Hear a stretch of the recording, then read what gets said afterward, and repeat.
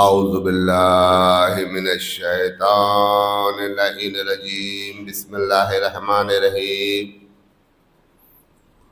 الحمد للہ رب العالمین والصلاة والسلام علی اشرف الانبیاء والمرسلین سیدنا و نبینا و شفیع ذنوبنا و حبیب قلوبنا و مولانا بالقاسم محمد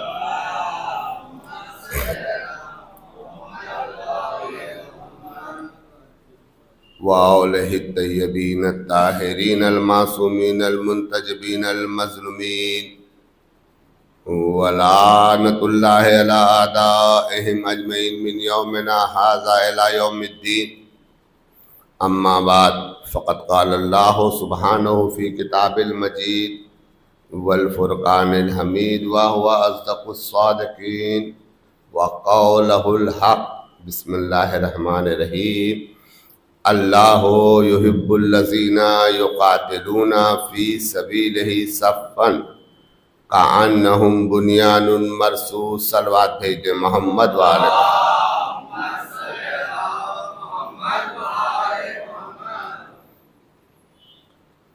سامعین گرامی قدر، سوگواران مظلوم کربلا، ماتمداران سید الشہداء، پروردگار عالم آپ کو، آپ کے جذبوں کو، آپ کی عزاداری کو، آپ کی فرش عزا، آپ کی اجر رسالت کو کشف قبولیت عطا فرمائے۔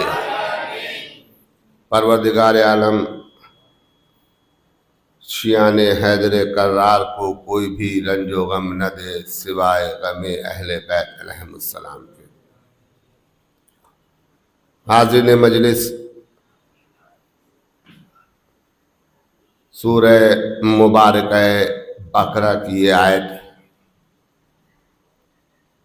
کہ سورہ صف کی یہ آیت کہ جس میں ارشاد رب العزت ہو رہا ہے کہ اللہ یحب الذین یقاتلون فی سبیلہ صفا کأنہم بنیان مرصوص، اس آیت کے ذیل میں ہم مسلسل مجالس کو سماعت فرما رہے ہیں، اور یہ 7 محرم کی اس عاشور خانے کی یہ مجلس آپ لوگوں کے بہترین ذوق ایمانی کی نظر ہے کہ معصوم، میں نے عرض کیا تھا کہ عبث کلام نہیں کرتا، معصوم با اختیار ہوتا ہے، معصوم دنیا میں آنے کے بعد معصوم نہیں بنتا، اللہ معصوم بنا کر بھیجتا ہے۔ ایک ایک جملے پر آپ کی توجہ، زیادہ وقت نہ لیتے ہوئے مختصراً اور نہایت مختصراً۔ معصوم دنیا میں آنے کے بعد امامت کے منصب پر فائز نہیں ہوتا، اللہ منصب امامت دے کر کے بھیجتا ہے۔ امامت کے لیے سن اور سال کا کوئی فرق نہیں ہوتا، معصوم پیدا جب ہوتا ہے معصوم ہوتا ہے، اور معصوم اگر 50 برس کا ہے تو بھی معصوم ہے، 1 دن کا ہے تو بھی معصوم ہے۔ معصوم حجت خدا ہوتا ہے، معصوم دنیا میں آنے کے بعد اختیار کا مجبوری اس کو نہیں ہوتی، وہ با اختیار ہوتا ہے، کن فیاکن کا مالک ہوتا ہے۔ تو عزیزان گرامی، اگر معصوم نے کہہ دیا کسی سے، جیسے شہزادی فاطمہ زہرا نے کہا تھا کہ میں بھی اس وقت تک جنت میں قدم نہیں رکھوں گی جب تک میرے بیٹے کے عزادات جنت میں داخل نہ ہو جائے، تو یہ معصومہ کا قول ہے۔ معصوم نے اگر یہ کہہ دیا جناب میثم سے کہ اے میثم تمہیں اس پیڑ کے اوپر پھانسی دی جائے گی، جناب میثم تمار یہ کون تھے؟ جناب میثم تمار کے لیے ملتا ہے آپ کھجور فروش تھے، آپ کا جو نام تھا وہ میسم نام جو تھا، سوائے میسم کے علاوہ کسی کو علم نہیں تھا۔ جب پیغمبر اسلام جا رہے تھے اور مولائے کائنات اس وقت آپ کے ساتھ تھے، تو مولائے کائنات کو یہ علم دیا تھا رسول خدا نے کہ اے علی، تمہارا ایک چاہنے والا ہوگا جس کا نام میسم ہوگا، اور اسے اس پیڑ کے نیچے ایک درخت پر پھانسی دی جائے گی۔ تو عزیزان گرامی، بات جو میں کہنا یہ چاہ رہا تھا کہ جناب میسم ایک غلام کی جگہ جہاں ہوتی وہاں بیچے جا رہے تھے۔ جہاں غلاموں کی جگہ ہوتی، جناب میسم کے ہاتھ میں رسی بندھی تھی اور غلام کی طرح بندھے کھڑے ہوئے تھے۔ مولائے کائنات کا گزر ادھر سے ہوا، غلام کو دیکھا اور دیکھنے کے بعد ایک مرتبہ خریدار سے پوچھا کیا تم اسے بیچ رہے ہو؟ کہا میں اسے بیچ رہا ہوں۔ تو 10,000 دینار میں اس وقت مولائے کائنات نے میسم کو خریدا اور خرید کر کے اس کو لے آئے۔ لانے کے بعد اس کو آزاد کر دیا۔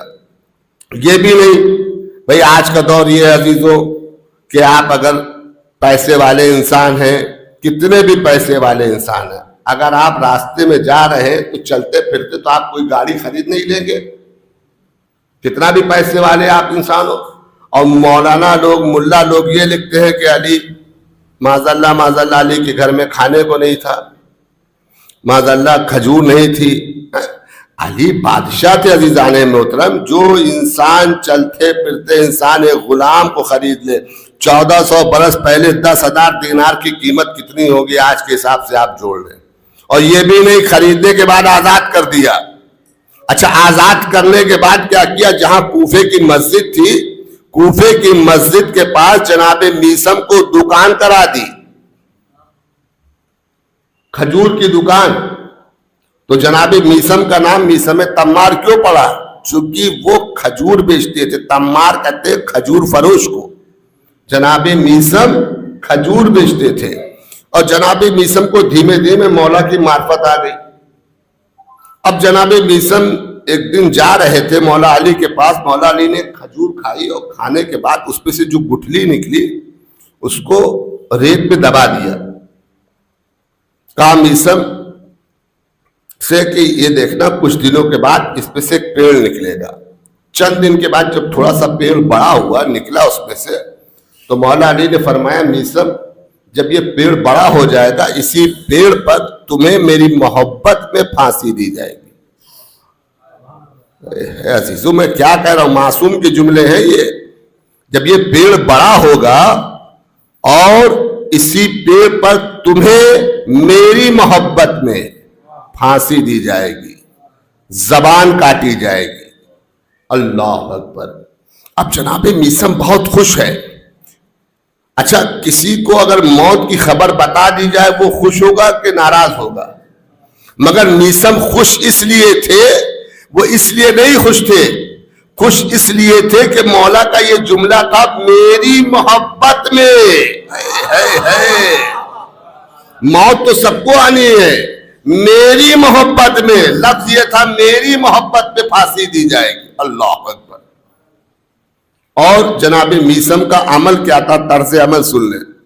جناب میسم جب نماز پڑھ کے آتے تھے، آنے کے بعد نماز پڑھی مسجد کوفہ میں، آئے ایک بالٹی پانی لیتے تھے اور بیلچا لیتے تھے، اور لینے کے بعد اس پیڑ کی سینچائی کرتے تھے۔ پڑھ لے، یہ نہیں کہ ایک دن چھوڑ کے، پڑھ لے۔ ان کا معمول تھا، نماز فجر پڑھتے تھے اور پانی لیتے تھے، کنویں سے پانی نکالتے تھے، بیلچا لیتے تھے، اس کی گڑائی کرتے تھے، پانی ڈالتے تھے۔ تو لوگوں نے پوچھا میسم ہم یہ دیکھ رہے تمہارا روز کا عمل یہ ہے کہ نماز فجر پڑھنے کے بعد آ کے 2 رکعت نماز شکرانہ پڑھتے ہو یہاں، اور پڑھنے کے بعد اس پیڑ کو پانی دیتے ہو۔ تو جناب میسم کا کتنا خوبصورت جملہ ہے۔ جناب میسم فرماتے ہیں اے نادان تجھے پتہ نہیں، چونکہ میرے مولا نے کہا تھا کہ کہ اس پیڑ کو جب بڑا ہو جائے گا تو تمہیں میری محبت میں پھانسی دی جائے گی. میں اس لیے نماز شکرانہ ادا کرتا ہوں اور پانی اس لیے ڈالتا ہوں کہیں یہ پیڑ سوکھ نہ جائے, میرے مولا کا قول غلط نہ ہو جائے. عزیزان محترم, کہیں یہ پیڑ سوکھ نہ جائے اور میرے مولا کا قول نہ غلط ہو جائے. اللہ اکبر. عزیزان محترم, معصوم کے منہ سے نکلا ہوا جملہ دیکھے عزیزان محترم. جناب میثم ہے عزیزان محترم, جلدی جلدی آپ کی خدمت میں عرض کر دوں. جناب میثم ہے, مولا کائنات کا دور ختم ہو گیا. جناب میثم امام حسن کے دور میں آئے. امام حسن کا دور ختم ہو گیا تو معاویہ کا دور آیا. معاویہ کا دور, اب جب سن 60 ہجری آئی ہے, سن 60 ہجری, تو امام حسین وہاں سے نکل چکے تھے مدینے سے. جملہ سنے عزیزان محترم, ادھر سے میثم کو پتا چلا کہ پہلی ذی الحجہ کو یہ مدینہ پہنچے. پہلی ذی الحجہ کو مکے کے میں حج کے ارادے سے پہنچے. تو جب وہاں پہنچے تو ظاہر سی بات ہے جناب میثم ام سلمہ کے پاس آئے, آ کر کے سلام دعا کی, خیریت پوچھی. کہا میرا آقا حسین کہاں ہے؟ کہا وہ تو کوفے کی جانب گئے ہیں, اور کوفے سے میثم مدینے آ چکے ہیں. اب چونکہ جناب میثم کو پتا تھا اور میثم نے کہا لگتا اب ہماری آقا سے ملاقات روز محشر میں ہوگی. حالات جانتے تھے, لوگوں کو جانتے تھے. اچھا ادھر ابن ذات نے کیا کیا؟ جب یہ حج کر کے واپس پہنچے, ابن ذات نے کہا جتنے علی کے چاہنے والے ہیں کوفے میں سب کو قید کر ڈالو. جتنے بھی علی کے چاہنے والے ہیں, علوی ہیں, ان کو پکا پکا کے زندان میں ڈالو. تو سب سے پہلا اگر کوئی قیدی تھا کوفے میں وہ جناب میثم تمار. یہ ہسٹری ہے, میں آپ کو بتا دوں. سب سے پہلے قیدی کون ہے؟ جناب میثم تمار ہیں. ان کو پکڑ کے لایا گیا اور لانے کے بعد جناب میثم زنجیروں میں جکڑے ہوئے. اور لانے کے بعد جب حاکم کوفہ کے سامنے پیش کیا گیا, کہا ہم تمہیں امان دے سکتے ہیں میثم, ہم تمہیں امان دے سکتے ہیں, مگر اتنا تمہیں کرنا ہوگا کہ امیر شام کے مطابق کچھ تم فضائل بیان کرو. امیر شام یزید اس وقت تھا, اس کے فیور میں کچھ اچھے قصیدے, کچھ اچھے اشعار پڑھو, کچھ تعریفیں کرو تو ہم تمہیں امان دے دیں گے. تو جناب میثم تمار کہتے وائے ہو یزید پر اور وائے ہو یزید کے خاندان پر, اس لیے کہ اس کے فضائل میں تو صرف اور صرف لعنت ہے. فضائل تو میرے مولا علی کے ہیں. بس یا علی یا علی یا علی کرنا شروع کیا. کہا تمہیں پتا ہے ابھی میں تمہیں قتل کر دوں گا. کہا بے شک تو مجھے قتل کر دے گا. کہا میں تمہارے پیروں کو کاٹ دوں گا. کہا مولا نے فرمایا تھا تو میرے پیر کاٹے گا. کہا میں تمہارے دونوں ہاتھوں کو کاٹ دوں گا. کہا مولا نے فرمایا تھا تو میرے دونوں ہاتھوں کو کاٹے گا. کہا تو میں تمہاری آنکھیں نکال لوں گا. کہا مجھے علم ہے, مولا نے بتایا تھا میری محبت میں تمہارے ہاتھ پیر کاٹے جائیں گے, آنکھیں نکالی جائیں گی, تمہاری زبان کاٹی جائے گی. کہا کس نے کہا؟ کہا مولا نے فرمایا تھا, علی بادشاہ نے کہا تھا کہ حاکم کوفہ میری محبت میں تمہاری زبان کاٹے گا. کہا اب میں یہ قول غلط کر دوں گا, اب میں تمہاری زبان نہیں کاٹوں گا. جملہ سنے عزیزان محترم, حاکم کوفہ کہہ رہا ہے میں تمہارے علی کا قول غلط کر دوں گا, چونکہ علی نے فرمایا تھا نا کہ تمہاری زبان کاٹی جائے گی. کہا ایسا ہو ہی نہیں سکتا کہ میرے مولا کا قول غلط ہو جائے, تو میری زبان ضرور کاٹے گا. چیلنج کر رہے ہیں عزیزان محترم, موت سر پر کھڑی ہے, موت سر پر کھڑی ہے. میثم تمار دربار میں کھڑے ہو کر کہہ رہے ہیں جہاں سارے دشمن علی کے ہیں, وہاں پہ میثم اکیلے ہو کر کے کہہ رہے ہیں تو میری زبان ضرور کاٹے گا.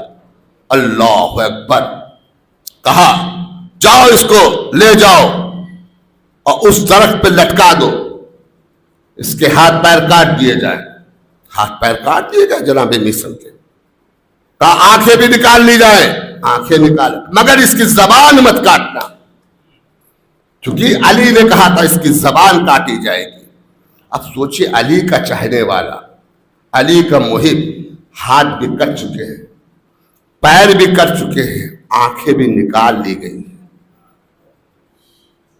اور دار پہ لٹکا دیا گیا ہے. کھجور کا ایک پیڑ جس کے لیے مولا علی نے کہا تھا، اسی پیڑ پر جناب میثم کو 3 دن لٹکایا گیا ہے. یہ تاریخ ہے آپ کی، 3 دن. اور عزیزو، جب جناب میثم کو لٹکا دیا گیا اور جناب میثم کو یقین ہے اس بات کا، کہیں شک نہیں ہے کہ یہ زبان ضرور کاٹے گا، مولا نے کہا تھا. سوچئے پیر کٹ چکا، ہاتھ کٹ چکے، آنکھیں نکل چکی، جس میں طاقت نہیں، صرف زبان ہے، صرف زبان. اب جناب میثم نے ایک مرتبہ مولا علی کے فضائل پڑھنا شروع کیے اور کوفے والوں کو جمع کیا آواز دے دے کے. ویسے بھی تماشائی آ جاتے تماشا دیکھنے، اور کوئی انسان جس کا ہاتھ پیر کٹا ہو اور لٹکا ہو تو ظاہر سی بات ہے بنیما آ کے جمع ہو جائے گا.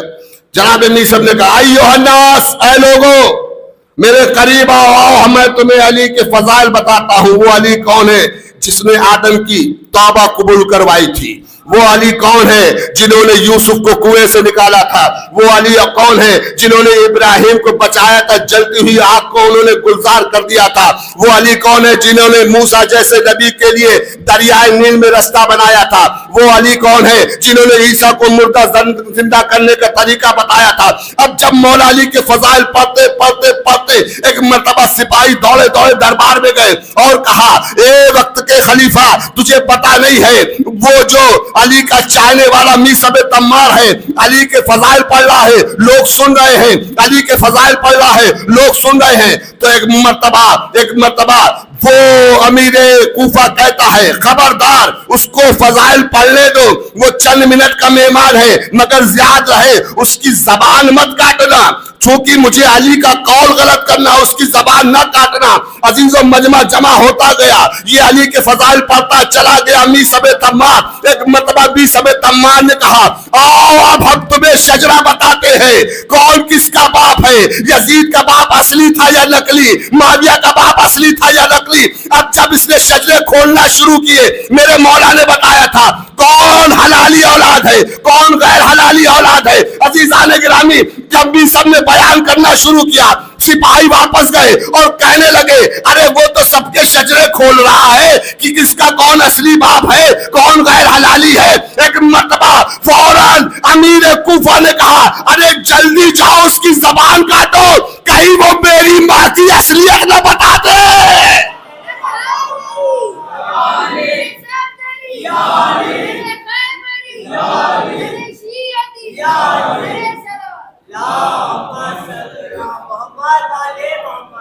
کہا جلدی جاؤ، کہیں وہ میری ماں کی اصلیت نہ بتا دے. عزیزو، علی کا دشمن غیر حلالی ہوتا ہے، یہ بات یاد رکھیں. معصوم کا قاتل غیر حلالی ہوگا، حلالی نہیں ہوگا. یہ جملہ ذہن میں رہے، جتنے بھی معصومیں نے قتل کیا ہے معصوموں کو، سب غیر حلالی. تو ایک مرتبہ ایک شخص 10ویں امام جا رہے تھے، ان کے ساتھ صحابی تھے. ایک شخص آپ کے آباء و اجداد کو گالیاں دے رہا تھا. تو ایک مرتبہ صحابی کہتا ہے 10ویں امام سے، اے ابا عبداللہ، یہ آپ کے آباء و اجداد کو گالی دے رہا، اور آپ فرماتے ہیں کہ جو ہمارے اہل بیت کا دشمن ہوگا اللہ اس کو اولاد نہیں دے گا، اللہ اس کو اولاد نہیں دے گا، اس کے بیٹا نہیں ہوگا. یہ تو اپنے بچے کو بھی گودی میں لی ہے اور اہل بیت کو تبرہ کر رہا ہے. مولا فرماتے ہیں اولاد کسی کی ہوتی ہے، باپ کوئی اور ہوتا ہے. صلوات دے دے محمد والے محمد پر. معصوم کا دشمن ہمیشہ یاد رکھے غیر حلالی ہوتا ہے، یہ حقیقت ہے عزیزان محترم. اور علی کی ولایت اس کے اندر ہوتی ہے جو ماں کی طرف سے حلالی ہوگا. یہ بات ذہن میں رہے، اگر ماں شریف ہے تو یقیناً علی کی محبت میں اس کے اندر علی کی محبت باقی رہے گی. یہ معصوم کا قول ہے عزیزان محترم، اس بات کو خاص خیال رکھیں۔ تو عزیزان گرامی، تو معصوم کے جملے کو جو انسان اپنا مقدر سمجھتا ہے، تقدیر سمجھتا ہے، ہماری ملت جعفریہ میں اسے ہی شیعہ کہا جاتا ہے۔ اگر معصوم نے کہا کہ تمہیں پھانسی دی جائے گی تو یقین کامل تھا۔ اگر معصومہ نے کہا ہے کہ ہم شیعہ حیدر کرار حسین کے غم پر جو آنسو بہاتے ہیں وہ جنت میں جائیں گے اور شہزادی جنت میں لے کے جائیں گے، تو یقیناً لے کر جائیں گے۔ لیکن اس کے لیے کوئی شرط نہیں ہے کہ معصومہ نے کوئی شرط لگائی۔ ہاں، شہزادی کی تمنا یہ ہے کہ میرے لال پر اگر گریہ کرو تو ایسے گریہ کرو جیسے کوئی ضعیف ماں اپنے اکلوتے جوان بیٹے کی میت پر ماتم کرتا ہے۔ عزیزوں، آج 7 محرم گزر چکی ہے، 8 محرم کی شب لگنے والی، 2 روز کا مہمان رہ گیا آقا حسین، 2 روز کا۔ اس کے بعد آپ اس عاشور خانے میں آئیں گے نا، یہ علم نہیں ہوگا، یہ پٹکے نہیں ہوں گے، یہ روشنیاں نہیں ہوں گی، یہ فرش ازاں نہیں ہوگی، عاشور خانے میں اندھیرا ہوگا۔ خوش نصیب ہیں ہم اور آپ جس کے حصے میں حسین کے غم کے آنسو ہیں۔ عزیزوں، ہمارا اور آپ کا سفر تو تمام ہو جائے گا۔ جو لوگ بے وطن ہیں اور آئے ہیں اپنے وطن میں محرم کرنے کے لیے، محرم کر کے چلے بھی جائیں گے۔ سوچئے آپ، جنت البقیع چھوڑ کے فاطمہ زہرا آئی ہے، شام کی قبر چھوڑ کر زینب عالیہ آئی ہے، اور زندان شام سے ایک 4 برس کی بچی بھی آئی ہے جس کا نام سکینہ بنت الحسین۔ کون سکینہ؟ جس کے لیے روایتوں کے فقرے ہیں کہ امام حسین اپنی بیٹی کے لیے جب جناب سکینہ پیدا نہیں ہوئی تھی تو امام حسین نماز شب میں دعا کرتے تھے، تہجد کی نماز میں دعا کرتے تھے، اے میرے اللہ مجھے ایک ایسی بیٹی دے کہ جیسے میری ماں اپنے بابا کو چاہتی تھی، اور جیسے میرا نانا اپنی بیٹی فاطمہ زہرا کو چاہتا تھا، مجھے بھی ایسی ہی بیٹی چاہیے۔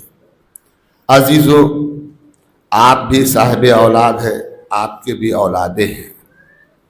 سکینہ کون تھی پتہ ہے؟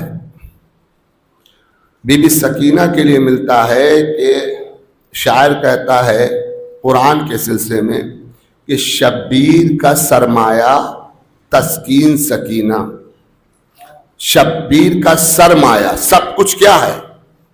نہیں، آپ سوچئے، شاعر کہہ رہا ہے شبیر کا سرمایہ تسکین سکینہ۔ امام حسین کی پوری دولت کا نام تھا تسکین سکینہ، یعنی سکینہ۔ شبیر کا سرمایہ تسکین سکینہ، شبیر ہے قرآن تو یاسین سکینہ۔ اللہ اکبر! اگر امام حسین قرآن ہے تو قرآن کا جو دل ہے وہ سورہ یاسین ہے۔ اللہ اکبر! حسین کا دل تھی بی بی سکینہ۔ عزیزوں، خدا کسی کو ایسے منظر نہ دکھائے جو بی بی سکینہ نے دیکھے۔ عزیزوں، جب امام حسین رخصت آخر کے لیے آئے ہیں نا، تو امام حسین نے ہر بیوی کو تو رخصت آخر کہا، لیکن جب سکینہ سے ملے تو سکینہ کہتی ہے، اے بابا، آپ کو پتہ ہے کہ میں آپ کے سینے پر ہمیشہ سوتی ہوں، بابا مجھے اگر آپ کا سینہ نہ ملا تو مجھے نیند نہ آئے گی۔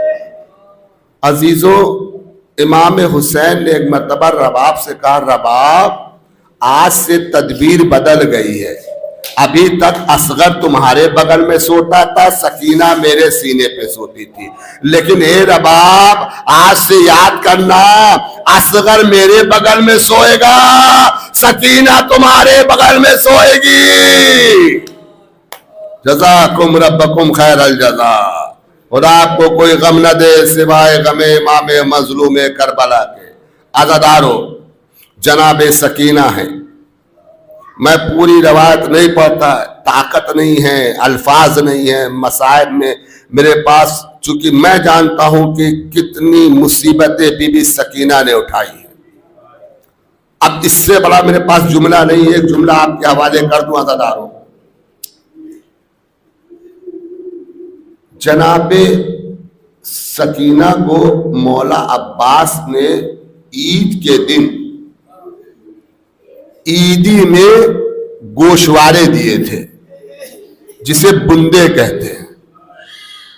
عید کے دن عیدی کے طور پر غازی عباس نے، سکینہ کے چچا نے اپنی بھتیجی سکینہ کو گوشوارے دیے تھے. گوشوارے شام غریبہ میں ظالم نے گوشوارے اتارے نہیں ہیں، اتارے نہیں ہیں. اچھا بتاؤ عزیزو، 4 برس کی عمر کیا ہوتی ہے؟ 3.5 اور 4 برس کی. اگر کسی کے گھر میں 3.5 4 برس کی بچیاں ہیں، ان سے جا کے پوچھو 3.5 اور 4 برس کی عمر کیا ہوتی ہے.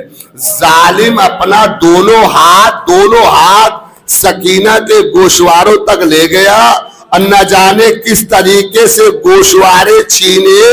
جب چھینے ہیں نا، اتارے نہیں ہیں. میرے جملے پر غور کرو، اتارے نہیں ہیں، چھینے ہیں. اب جو چھینے، سکینہ کی لبیں چر گئی، خون جاری ہو گیا. دریا کی طرف رک کر کے سکینہ کہتی ہے، امو ارے ظالم بالیہ لے گیا. جزاک اللہ عزادارو، ظالم بالیہ لے گیا. عزادارو، علماء فرماتے ہیں ارے سکینہ اتنی معصوم تھی، جب 11 محرم کو اہل حرم کو اسیر کیا گیا، ہر بی بی کو اونٹ پر بٹھالا گیا، لیکن سکینہ ارے جب اونٹ پر بٹھا لی گئی. اے عزادارو یہ جملہ سنو، سکینہ کو تنہا اونٹ پر بٹھالا گیا، لیکن جب سکینہ کو بٹھالا گیا تو سکینہ کہتی ہے، بھیا اے میرے بھیا اس اونٹ سے اتار لو.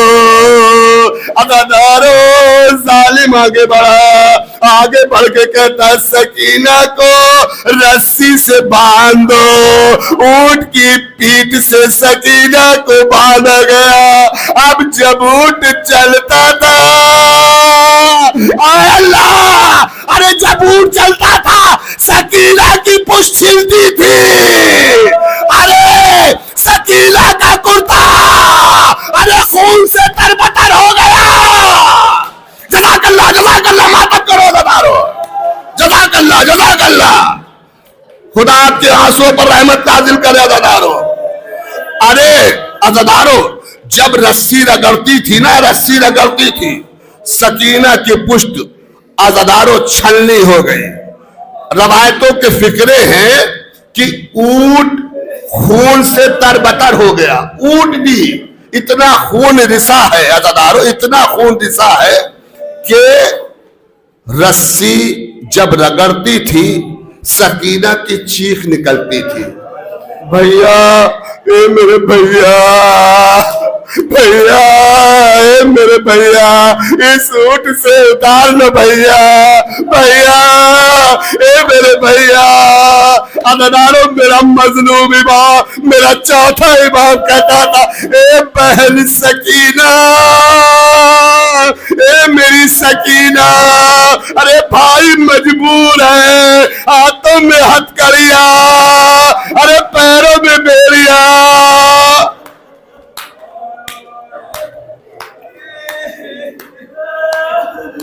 جزاک اللہ.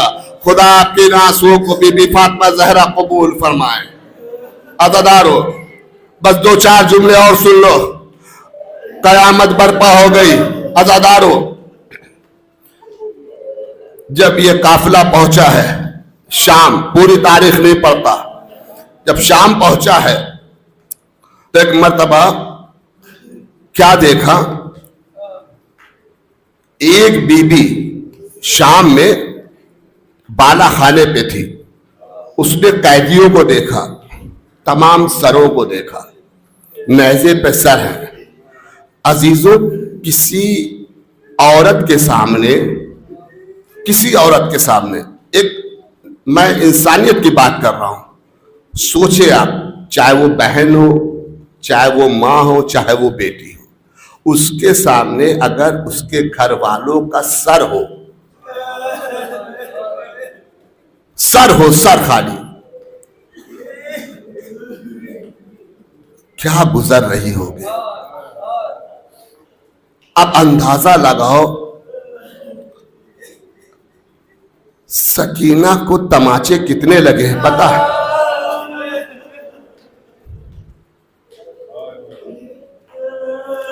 میرا وقت کا امام فرماتا ہے، میرا سلام ہو حسین کی اس بچی پر، ارے جس کو شمر نے اتنے تماچے مارے کہ سکینہ بلک بلک کے روتی تھی۔ ارے کبھی تو سکینہ بے ہوش ہو جاتی تھی۔ رسول خدا فرماتے تھے کہ جانوروں کو کبھی منہ پر مت مارنا، جانوروں کے منہ پر مارا نہیں جاتا، لیکن ہائے ظالم کربلا کے، ہائے شیر، جب سکینہ اپنے بابا کے سر کو دیکھ کے روتی تھی تو شمر آگے بڑھ کر تماچا مارتا۔ سکینہ بابا کے سر کو دیکھ کے کہتی تھی، اے بابا ظالم مارتا ہے، بابا بابا، اے میرے بابا ظالم تماچے مارتا، بابا۔ عزادارو، سر حسین گریا کرتا، سکینہ کہتی، بابا اب آپ کے سر پر زخم ہے تو بابا میرے گال پر بھی زخم ہے۔ جزاک اللہ، جزاک اللہ۔ سانس لے لو، مجھے ایک جملہ کہنا ہے عزادارو، بس 2-4 منٹ اور آپ کی عبادت کو تمام کیا۔ عزادارو، ایک مومنہ جب یہ لٹا ہوا قافلہ شام پہنچا تو ایک مومنہ تھی محب اہل بیت، اس نے قیدیوں کو دیکھا اور ایک مرتبہ وہ اپنے گھر سے باہر نکلی اپنی کنیزوں کے ساتھ، اور نکل کے ایک مرتبہ ایک کوزے میں پانی لیا اور لے کر کے ایک مرتبہ شہزادی زینب کے پاس آئی اور آ کے کہتی ہے، یہ بچی یتیم ہے، جس کو سکینہ کہتے ہیں، بچی یتیم ہے، اس کو پانی پلا دیجیے۔ سکینہ نے پانی پیا، اور جب پانی پینے کے لیے لبوں تک لائیں تو اتنے میں مومنہ کہتی ہے، جب یہ پانی پی لے تو اس سے میری دعائیں کروا دیے گا۔ عزیزوں، پر جناب زینب نے سکینہ سے کہا، بیٹی سکینہ، ہم سید لوگ ہیں، ہم سادات لوگ ہیں، سادات لوگ کسی کا احسان نہیں رکھتے، پہلے دعا کر دو پھر پانی پینا۔ عزیزوں، وہ بی بی، وہ مومنہ جو دعا کرانے آئی تھی، ابھی تک بی بی سکینہ کا سر جھکا ہوا تھا، اس نے چہرے نہیں دیکھے تھے، بیبیوں کا سر جھکا ہوا تھا، اس نے چہرے نہیں دیکھے۔ جس وقت سکینہ اپنے دونوں ہاتھ بلند کیے دعا کے لیے، بس ایک مرتبہ اس مومنہ کی نگاہ سکینہ کے چہرے پر پڑی۔ مومنہ نے سکینہ کا زخمی کان دیکھا۔ خدا کسی کو یہ منظر نہ دکھائے، میں روایت غلط پڑھوں تو روز محشر پیغمبر اسلام میری شفاعت نہ کرے۔ اس مومنہ نے اس بچی کے زخمی کان دیکھے، خانوں سے خون جاری تھا، نیل جیسے رخسار دیکھی، نیلے رخسار، نیلے رخسار. میں جملہ کہہ رہا ہوں، نیلے 4 برس کی ہے، 4 برس کی. ارے یتیم بچوں کو پیار کیا جاتا ہے، پیار. ارے اتنے تماچے پڑے، ارے نیل پڑ گئے. عزادارو دعا بھول گئی کرانا، بس یہ کہا اس نے، ارے اے بی بی اتنا دعا کر دیے جیسے یہ بچی یتیم ہوئی ہے ایسے کوئی بچی یتیم نہ ہو. سکینہ نے ایک مرتبہ آسمان کی طرف ہاتھ بلند کے کہا، پروردگارا جیسے میں یتیم ہوئی ہوں کسی کو ایسا یتیم نہ کرنا.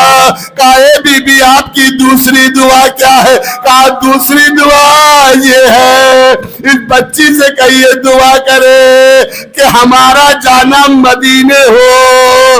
ارے ہمارا جانا مدینے ہو. ایک مرتبہ زینب نے سنا مدینے کا نام، دل بھر گیا. کہا بی بی مدینہ جا کے کیا کرو گی؟ کہا مدینے میں میرا آقا حسین رہتا ہے اور میرا مولا عباس رہتا ہے، میرا مولا اکبر رہتا ہے. ارے عزادارو ایک مرتبہ زینب نے جب دیکھا کہ بھائی حسین کا نام لیا تو کہا اے معظمہ یہ بتا تو نے سب کا نام لیا لیکن اسی بنی ہاشم میں ایک شہزادی ہے اس کا نام نہیں لیا. کہا ایک مرتبہ ارے خاموش ہو جا، اس لیے یہ نامحرموں کا مجمع ہے، میں اپنی شہزادی کا نام نہیں لے سکتا. ایک مرتبہ زینب نے کہا اے ام حبیبہ ارے تم نے مجھے نہیں پہچانا، ارے میں تیری شہزادی زینب. جزاک اللہ ماتا کرو دارو. اے ام حبیبہ میں تمہاری شہزادی زینب. اب جو ام حبیبہ نے دیکھا کہا اے شہزادی یہ بچی کون ہے؟ ارے جس کے رخسار نیلے کان زخمی. زینب نے تڑپ کے کہا اے ام حبیبہ وہ سر دیکھ رہی ہو جو نوکے پہ سب سے آگے ہے؟ کہا ہاں یہ کس کا سر ہے؟ کہا اے ام حبیبہ تم نے اپنے آقا حسین کا سر نہیں پہچانا. عزادارو ایک مرتبہ ام حبیبہ کہتی ہے یہ بچی کون ہے؟ کہا اے ام حبیبہ ارے یہ حسین کی لاڈلی بیٹی ارے سکینہ ہے. عزادارو اتنا سننا تھا. ایک مرتبہ ام حبیبہ کہتی ہے شہزادی عباس کہاں ہے؟ کہا وہ دیکھو عباس کا سر گھوڑے کی گردن میں. ام حبیبہ نے اپنا چہرہ پیٹ لیا. ہائے آل رسول، ہائے آل رسول، ہائے آل رسول.